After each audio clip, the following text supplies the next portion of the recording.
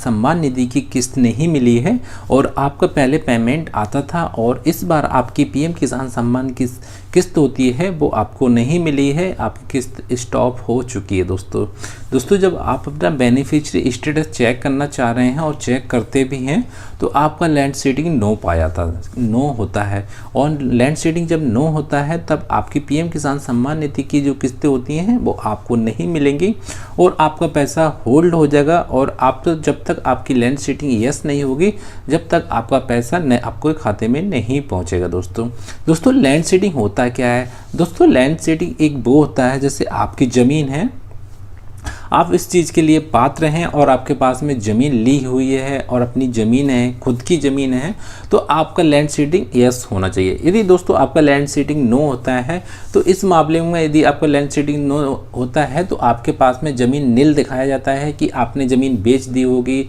या आपने ज़मीन परचेज नहीं की, आपने फ्रॉडगिरी से भर दिया फॉर्म या आपकी किसी कारण ज़मीन है नहीं, उसकी वजह से आपका लैंड सीडिंग नो होता है। दोस्तों लैंड सीडिंग नो जब भी होता है जैसे लेखपाल या तहसीलदार के द्वारा किसी प्रकार की भी आपकी सर्वे होती है, 1 साल के अंदर एक सर्वे की जाती है जिसके अंदर देखा जाता है कि आपके पास में लैंड सीडिंग है, जैसे ज़मीन अभी है या ज़मीन आपने बेच दी या परचेज कर दी। यदि आपके पास में ज़मीन है तो आपकी लैंड सीडिंग यस होगी। यदि आपकी लैंड सीडिंग नो दिखा रहा है तो यस कैसे कराएं और आप इस चीज़ के पात्र हैं, आपके पास में ज़मीन है और आप इस चीज़ के पात्र हैं और आपकी ज़मीन लैंड सीडिंग नो है।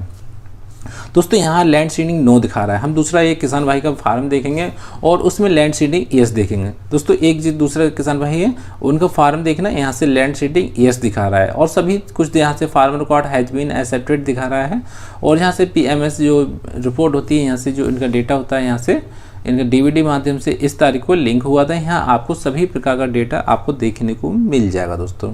और हमें सिंपली आपको देखना है लैंड सीडिंग यस कैसे करें। लैंड सीडिंग दोस्तों 2 तरीके से आप इसे कर सकते हैं। सीडिंग दोस्तों यस आप 2 तरीक़ा से कर सकते हैं, या आप ऑनलाइन कर सकते हैं या आप ऑफलाइन। दोस्तों हम दोनों तरीका आपको बताने वाले हैं और जो पहला तरीका होगा हम ऑनलाइन के बारे में बताते हैं। दोस्तों आपको भी पता होगा पीजी पोर्टल से हम अप्लाई करते थे, ऑनलाइन कंप्लेंट डालते थे लैंड सीडिंग यस होने के लिए। तो उसके जो पीजी पोर्टल का जो प्रोसेस है बहुत लंबा है, उसमें आपको समय काफ़ी लग जाता है। उसमें आपका समय 1 मंथ से या 2 मंथ या आपको 6 मंथ लग सकते हैं पीजी पोर्टल से आपकी लैंड सीडिंग यस होने में। दोस्तों यदि आपने लैंड सीडिंग पीजी पोर्टल से डाल दी है और आपकी लैंड सीडिंग यस नहीं हो रही है और यह आपने यूपी से है तो आपने जन सुनवाई पोर्टल से भी डाल दिया होगा, जन सुनवाई पोर्टल से आपने एप्लीकेशन डाला फिर भी आपकी लैंड सीडिंग नो दिखा रहा है और लैंड सीडिंग यस नहीं हो रही है, उस स्थिति में हम क्या करें दोस्तों? उस स्थिति में दोस्तों हमारे पास में लैंड सीडिंग यस करने के लिए एक ही तरीका रह गया है, वो ऑफलाइन का रह गया है। ऑफलाइन के जरिए हम लैंड सीडिंग को यस करा सकते हैं और ऑफलाइन के लिए हमें एलिजिबिलिटी क्या होगी डॉक्यूमेंट की, और डॉक्यूमेंट की एलिजिबिलिटी आपके पास में आधार कार्ड होना चाहिए और इंतकाब होना चाहिए, बैंक की पासबुक होना चाहिए दोस्तों, तभी आप ऑफलाइन इन फॉर्म को फिल कर सकते हैं, ऑफलाइन फॉर्म जमा कर सकते हैं। दोस्तों जो हम ऑफलाइन एक फॉर्म बनाएंगे, एक एप्लीकेशन बनाएंगे, जो भी डिपार्टमेंट में हम एप्लीकेशन बनाएंगे तो उसका एक प्रो फार्म बनाएंगे, उसमें अपना नाम वगैरह डिटेल धरेंगे कि हमें क्या समस्या आ रही है और किसके रिलेटिव डालना चाह रहे हैं और कब से कब तक हमें किस्तें नहीं मिली हैं। उसके लिए दोस्तों हमने एक एप्लीकेशन तैयार की है, उसे आप देख लेना है। तो यहाँ से हम देख लेंगे दोस्तों थोड़ा सा हम जूम कर देते हैं जिससे आपको अच्छे से दिखे। तो उसके लिए हम एक जूम कर दिया और आपको एक एप्लीकेशन टाइप कर लेना है।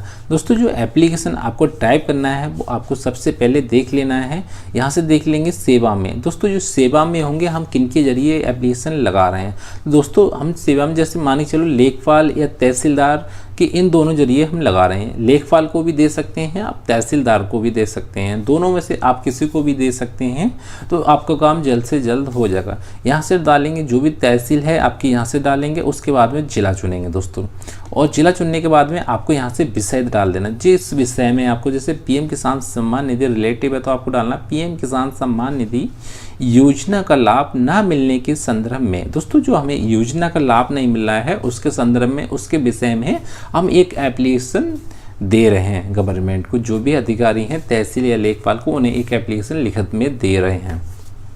ठीक है। यहाँ से डालेंगे महोदय। महोदय आपको अवगत कराना है कि प्रार्थी, अब प्रार्थी का क्या होगा, यहाँ पे यदि लेडीज हैं तो प्रार्थी होना चाहिए, यदि जेंट्स हैं तो आपको प्रार्थी रहना चाहिए। तो इसके लिए आपको यहाँ अपना नाम डाल देना है, उनके पिता या पति का नाम डालेंगे और ग्राम डालेंगे। उसके बाद में आ जाएगा ग्राम का मूल निवासी हूँ, सरकार की तरफ से जो किसानों को साल के 6,000 की जो 2-2 हज़ार रुपये की किस्तों में रूप में दिया जाता है, उसका लाभ प्रार्थी को वर्तमान में मिलना बंद हो चुका है। और यहाँ से देख लेंगे प्रार्थी द्वारा पोर्टल पर स्थिति की जांच किया गया तो पता चला कि लैंड शेडिंग नो है, लैंड शेडिंग नहीं पाया गया है या नहीं है, और जिसकी वजह से इस बार सरकार की तरफ से खेतों की धनराशि ट्रांसफ़र होनी थी पर मेरे खाते में ट्रांसफ़र नहीं हो पाई है। प्रार्थी को काफ़ी निम्न आय वर्ग से आता है, मतलब गरीब आता है, अतः लाभ दिलाने के लिए लैंड शेडिंग को समस्या को सही करने की कृपा करें, आपकी महान कृपा होगी। इस प्रार्थना पत्र के साथ प्रार्थी के साथ जरूरी दस्तावेज आपको आधार कार्ड और खतौनी, बैंक खाता जो भी है आपको छाया प्रति, मतलब आपको फोटो स्टेट दर्ज करना है। आपको यहाँ लिख लेना है प्रार्थी का नाम, आधार कार्ड, बैंक अकाउंट और रजिस्टर्ड मोबाइल नंबर। तो इसके लिए आप सिंपली इस एप्लीकेशन को आप एप्लीकेशन ले सकते हैं। तो इसके लिए हम जूम आउट करेंगे, आप इसका स्क्रीनशॉट भी ले सकते हैं या इसको मोबाइल में भी कैप्चर कर सकते हैं। मोबाइल के लिए आप इसे कैप्चर भी कर सकते हैं या स्क्रीनशॉट ले सकते हैं और इसका आप प्रिंट आउट निकाल सकते हैं, और प्रिंट आउट निकालने के बाद में आप इसे जमा कर सकते हैं दोस्तों।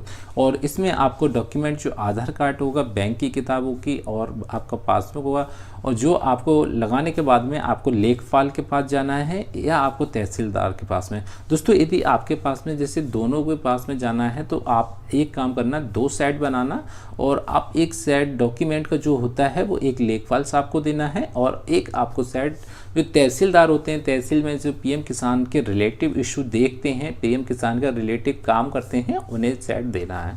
तो आपको ऐसा होगा जल्दी से जल्दी आपका जो फॉर्म होगा जल्दी से जल्दी वेरीफाई हो जाएगा। जब तहसील से होगा उसके बाद में जो लेखपाल होते हैं उनके पास में रिपोर्ट आएगी, जो आपके एरिया के जो लेखपाल होते हैं। जब आप उन्हें फॉर्म ऑलरेडी दे दोगे तो आपकी जो रिपोर्ट होगी वो एकदम लगा देंगे और आपको वेरीफाई कर देंगे, और आपकी जो लैंड शेडिंग होती है वो आपकी ESB हो जाएगी। दोस्तों यदि आपने लैंड शेडिंग यस करा दी, यदि आपने यस करा दी तो आपको यस कराने में कितने समय लगेगा। दोस्तों यदि आपकी लैंड शेडिंग आपने यस करा दी, जैसे आपने कंप्लेंट डाली और यस नहीं हुई, दोस्तों हम लैंड शेडिंग के बारे में बता दें। यदि आपने फॉर्म जमा कर दिया और लैंड शेडिंग आपकी नो दिखा रहा है, तो दोस्तों जो लैंड शेडिंग का मसला है वो आपको 1 या 2 या 3 या 5 भी मंथ लग सकते हैं तो लैंड शेडिंग यस होने में। यदि आपकी लैंड शेडिंग यस हो जाती है तो आपको पुराना पैसा मिलेगा नहीं मिलेगा। दोस्तों हम बता दें, जो आपका पुराना पैसा होता है वो आपकी सभी किस्तें आपको मिल जाएंगी, जितना भी पैसा आपका रुका हो लैंड शेडिंग नो की वजह से आपको जो भी किस्तें होती हैं आपको मिल जाएंगी। दोस्तों यदि आपकी लैंड शेडिंग यस हो जाती है और आपको पैसा स्टॉप होता है और पैसा नहीं आता है तो कुछ दिन का वेट कर सकते हैं दोस्तों। उसके बाद में जो आपका पैसा होगा वो आपको जल्द से जल्द आपके खाते में भेज दिया जाएगा। दोस्तों अगर आपको हमारी जानकारी पसंद आई हो तो प्लीज हमारे चैनल को सब्सक्राइब कर लें और बेल आइकन को प्रेस कर दें। दोस्तों फिर मिलते हैं अगली वीडियो में, उसके लिए दोस्तों जय हिंद जय भारत।